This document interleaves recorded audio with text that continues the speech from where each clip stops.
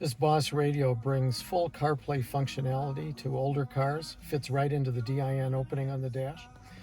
I've got everything from Google Maps to phone functionality with a microphone on the ceiling.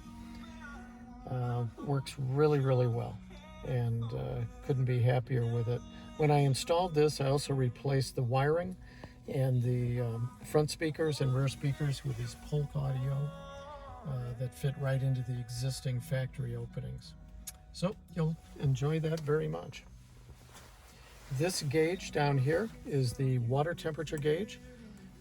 It was added to the engine. I like to keep track of water temperature. You can, especially when you're off-road.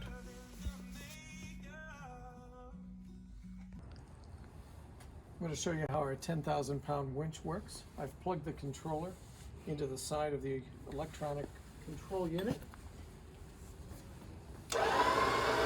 There's a switch under here, obviously, so you can freewheel and pull this out manually.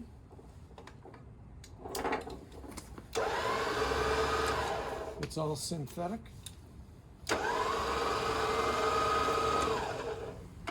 Clips right back on. And that's it.